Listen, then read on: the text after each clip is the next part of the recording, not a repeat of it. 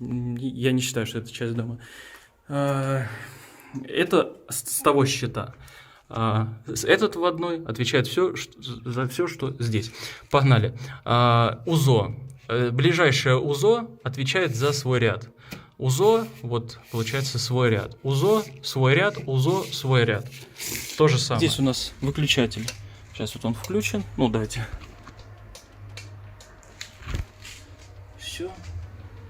Четко. Значит, как мы сюда, получается, привели? Здесь наискосок высверливались вот до сюда, и отсюда засверливались. И в итоге потом протягивали кабель, вывели, поставили вот такую вот розеточку. По-моему, очень даже симпатично. А если вот так смотреть, вообще бомбово. Интернет-кабель. Все спуски интернет-кабелей у нас защищены в гофре. Просто потому что изоляция, ну, интернет-проводов такая слабенькая, и мало ли вдруг какая-то штукатурка, ядерный разъезд. Под кондиционер отдельный автомат выведено. Есть возможность подключения напрямую. Все распредкоробки проварены. Так, здесь все. Также, что касается второго этажа. Это вывода на второй этаж. Ну, конкретно вот это вывод на светильник. Это вывод на светильник. Здесь вывод на светильник и на розетку. То есть вся проводка проложена здесь по потолку. А туда уже просто выводы на стены. Так, здесь щит собран. Упакован в картонку, вот, и сверху еще пленка. Почему? Потому что автоматики беленькие, а строители редко руки моют. Ну, здесь грязно, просто они запылятся, и поэтому, чтобы пользоваться можно было, в картонке прорезано, а полиэтилен, чтобы автоматы оставались новые. Все подписано, вот, все автоматы подписаны. Это пустой, он резервный, пустой. Розетки внизу 2 штуки и интернет-кабель. И закладная, как внизу я говорил, здесь 40 на 40, высверливать нужно после штукатурки. Здесь 2 розетки, отдельный свой интернет-кабель, ну и закладная я уже сказал. Так, здесь, как я говорил, по потолку первого этажа проложены все кабеля и проколы сделаны сюда под светильник. Опять же, все отверстия пропенены. Если что, вот она пена. Сила огнестойкая. Так. Здесь засверлил, пропенил. Здесь 3 на 6 уходит в квартиру. ПВХ гофры 25. Здесь выходит 2 телевизионных кабеля коаксиальных. И интернет здесь же заходит. Отверстия тоже пропенены. Так, заходим. Вот здесь входит в квартиру вводной на щит. Так, щит двухполюсный на 32 для напряжения уже настроил. Значит, нижний порог выставлен 195, верхний порог 250. Но, естественно, можешь самостоятельно сделать настройки. 3 УЗО подписано. 1, 2, 3. Здесь автоматы подписано, каждое на каком УЗО оно сидит. Значит, картинка, это значит розетки, розеточная группа, освещение, вот лампочка нарисована. Так, ну, здесь что подписано, понятно, да? Это отдельный кабель, покажу, потом вся остальная кухня, розетки, санузел розетки, бойлер розеткой, коридор, комната, зал, балкон, дальше освещение, санузел, кухня, коридор, комната, зал, балкон и резервный пустой. Для чего? Просто для эргономики, он 150 рублей стоит, и в целом, если вдруг какой-то выйдет из автоматов, можно легко перекинуть. Вдруг эта линейка выйдет из производства. Тут сделана электропроводка. Здесь давайте по низу пойдем. Двухклавишный выключатель. Значит, сразу закоротили, чтобы здесь свет работал. 2 розетки и вывод под интернет. Значит, там около метра закрутили, и пока в подрозетнике можно было понимать, где кабеля идут. Здесь, значит, 220, здесь телевизионный, то есть розетка телевизионный, а здесь закладная. 20 на 40 можно будет протягивать, если что. Ну, такую закладную решили. То есть внизу розеток не надо, так заказчик захотел. Снял крышку, чтобы зафиксировать, что тут внутри. Вот такой вот щиточек. двухполюсный, вводной, 32 ампера, внизу подключение, сверху шина раздает на УЗО на всю квартиру. Дальше идут 4 группы. Первая отключена, это прямая на духовой шкаф. Электроподжиг тоже может, получается под духовой шкаф, да. Потом второй автомат это на кухню, кухня, розетки, освещение. Все получается, кроме духового шкафа. Вот. Потом третий автомат это коридор и санузел. И последний автомат это зал с нишей и балконом. Здесь получается шина нулевая. Ну, все понятно. Вводной отключает все на баню, это питание на баню. Здесь 3 УЗО и здесь еще 4 УЗО. Всего 7 УЗО. Все подписаны. Реле напряжения и здесь автоматы. Это розеточные группы, нарисованы розетки. Это резерв, просто пустой автомат. У каждого автомата подписано, к какому УЗО оно относится. Это тоже розетки, к какому УЗО относится. Это вот уже пошло освещение. Это тоже вот освещение. И еще один резервный 10 амперный. Здесь 16 резервный.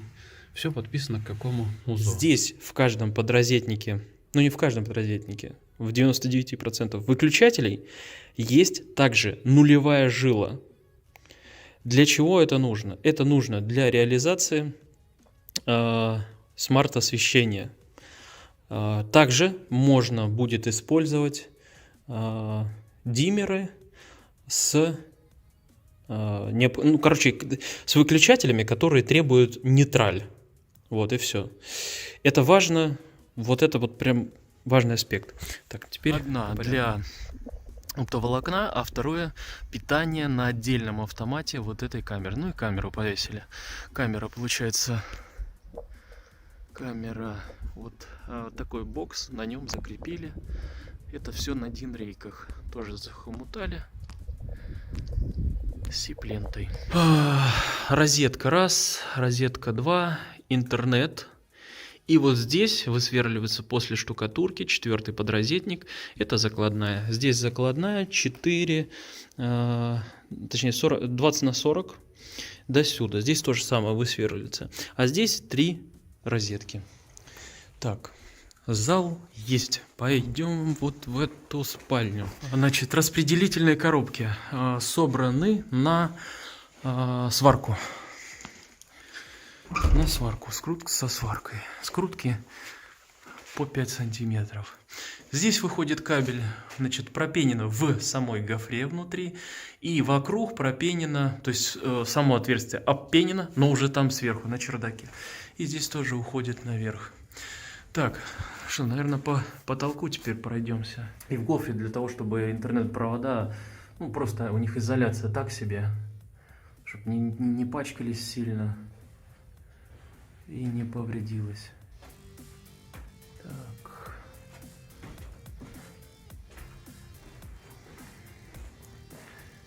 Так, теперь здесь.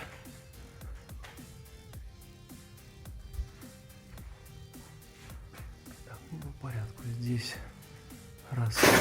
Ё-моё. Порядка еще нету. Решил сначала отснять. Потом уже будем уезжать до конца, здесь все приберем. Открываем. Опа, изолента отклеилась. Так, зафиксируем, что у нас здесь находится. Заземление, все прокручено, все протянуто динамометрической отверткой. Так, есть шина, есть узошки. Ну, по порядку. Это шины нулевые. Значит, шины нулевые. Первая шина, вторая шина, третья шина, 4-я, 5-я, 6-я, 7-я, 8-я, 9-я, 10-я. Ровно столько у нас узошек. По порядку. Это от первого УЗО, это от второго УЗО, это от третьего, это от 4-го, это от 5-го и так далее до 10-го. И жилы тоже по факту автоматов. То есть вот кухня, розетки, первый УЗО. Значит, это вот эта жила нулевая идет на кухню. То есть здесь номеров нету, но можно посчитать. Первый, второй, третий. Вот, первый, второй, третий, четвертый, пятый. Да. Так. Значит, что у нас здесь? У нас здесь выключатель для бра. Дальше выключатель, это вот который с 3 мест включает здесь свет на потолке. И третье, это подрозетник с розеткой. Здесь такая же история, но зеркально. Получается, это для бра сюда. Это у нас один из 3 выключателей, которые включают на потолке свет. И это у нас розетка.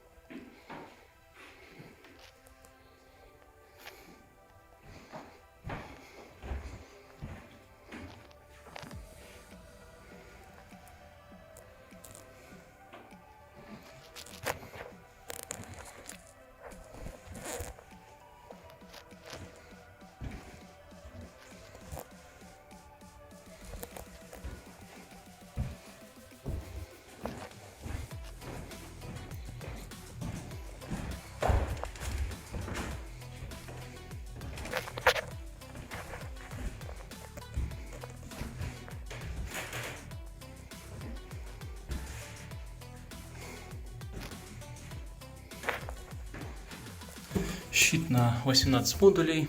Это, по-моему, Текфоровский. Да, Текфоровский. Так, сейчас отойду. Вот так выглядит здесь проводка. Здесь неважно, что здесь распредкоробка. Освещение раскидано. Интернет, значит, питающий приходит сюда. И отсюда уходит вот туда. Там я сейчас покажу. Здесь будет 2 розетки и вывод кабеля. Ну, такой механизм называется. Из него можно будет выводить сразу 2 интернетских провода. Так, это у нас спальня с балконом и с кладовкой. Здесь у нас выключатель 2-клавишный, это вот сюда. И одноклавишный, это туда. Здесь, значит, 2 розетки. Здесь кровать получается. 1 розетка с одной стороны кровати, 2 розетки с другой стороны кровати. Ну, такое вот пожелание было. Вводной кабель, то есть он уже здесь был. Мы лишь только подбили, чтобы можно было спокойно плавный угол сделать. Так все-таки 3×10 плюс бронированный изгиб сильно делать нельзя. Значит, ну, просто надо зафиксировать то, что здесь сверлить, плинтуса прикручивать не стоит. Чревато. Так, сейчас здесь поясню. Довольно-таки много подрозетников. Кабелей так еще больше. Значит, внизу просто логично 2 розеточки. Значит, сверху 2 проходных выключателя. Вот в этих подрозетниках в каждом по 3 клавиши. То есть здесь может оказаться 2 3-клавишных выключателя. Или там уже заказчик сам решит, может быть, какие-то из клавиш будут сгруппированы. В целом здесь может оказаться 1 одноклавишный и еще 1 одноклавишный.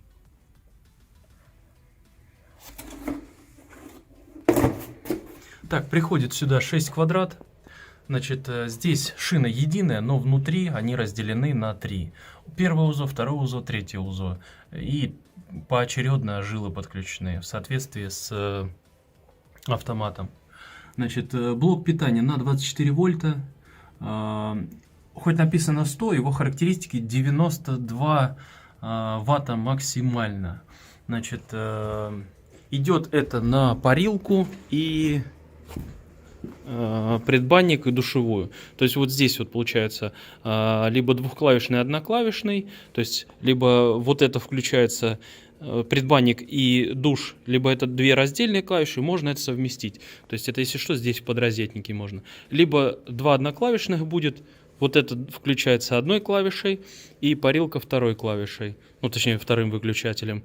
Либо двухклавишный, одна клавиша, вторая клавиша и отдельный выключатель одноклавишный, парилка. Вот это все, это на 24 вольта. Смонтировали здесь два светильничка под 12 ватт лампочки GX53. Это вот выключатель на них. Вот такие вот светильнички. Так светло. Сейчас здесь очень светло. Лампочки здесь 20-ваттные. Ну, мы в целом закупали их. И поэтому здесь тоже 20-ваттные. Ну, глянь. Можно автосервис открывать. Тут вообще прям даже, я думаю, хирургические процедуры можно делать. Хотя, конечно, в подвале. Так. Разошелся я, Павел. Аж на 36 модулей. Все из-за того, что здесь счетчик энергомера огромный, занимает много места. Да, заходи, ничего, все. Я уже закончил. Все протянуто динамометрической отверткой.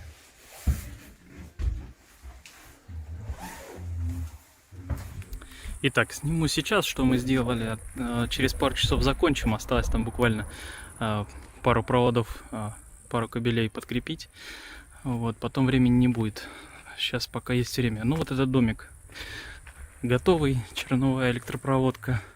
Сейчас расскажем, покажем, что здесь да как. Значит, щит КС, встраиваемый 36 модулей, автоматика ИЕК. Заказчику, значит, объяснил, что сейчас есть сложности с закупкой Шнайдера, АББ. Их просто нету. Вопрос не цены, а вопрос их то, что нету. Ну и цены, конечно, тоже. Вот, кстати, все отверстия запенены. Пена необычная, а пожаростойкая. Значит,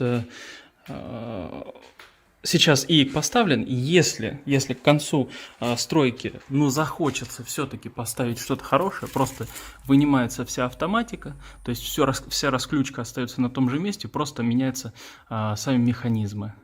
Вот, а эти можно будет, на Авито продать в полцены. В любом случае, сейчас, если даже какой-то Шнайдер и получится там найти, допустим, на Авито, то цена там вообще облака просто. Здесь кухонная основная зона, получается, здесь электроплита, духовой шкаф с плитой, газовый электроподжиг, розетки над рабочей зоной.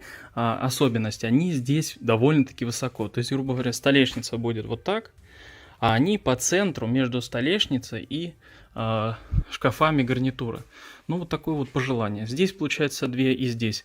Обычно чуть выше столешницы мы делаем. Вот. Но у меня был заказчик, мы делали прям под шкафами. Розетки были. Ну, вот кто как горазд, кто как видит, так и пользуется. А человек как-то с кухней связан, то есть какой-то общепит, и он говорил то, что у него так, и вообще по кайфу, именно так. Так, а вот так выглядит рабочий план. То есть сами линии могут где-то в другом месте, в конце концов, быть проложены, вот, но основной принцип, вот такой. Всего получается 18 линий. Здесь какой-то линии не хватает. Два бронированных кабеля. Броня, значит, заземлена пружинами постоянного давления. На шине заземления подключены оба кабеля, плюс броня этих кабелей. Здесь на фасаде розеточку сразу поставили. Она IP55, поэтому она идеально может быть установлена на улице. Подвод кабеля идет снизу, то есть мы засверливались наискосок сначала вниз, а здесь подняли снизу вверх. Для чего? Чтобы сверху было все герметично и влага никак не попадала. 55 IP это шикарно. Вот. Цена розетки классная. И, по-моему, исполнение вполне нормальное. Значит, производитель Беларусь. Поэтому и цена небольшая. Здесь все. Теперь по счету. Все подписано, но пройдемся. Во-первых, картинки. Это обозначает, что это розеточные группы. Они защищены автоматами 16 ампер. Есть освещение. На них нарисованы вот такие вот лампочки. Здесь устройство защитного отключения. Это тест. УЗО работает без проблем. Так, На вводе стоит 40-амперный автомат. Если встанет вопрос, зачем? Ну, во-первых, больше 40 ампер, хоть и кабель 10 квадратов, он может больше выдержать, но, во-первых, вопрос, зачем? Потребителей столько здесь нет, лучше уж пускай будет ограничивать. К тому же у нас есть возможность поставить УЗО на 40 ампер. Не на 63, которые будут значительно дороже стоить, вот, а на 40. Это вполне будет достаточно. Так, для полной фиксации взял и снял, значит, верхнюю крышку.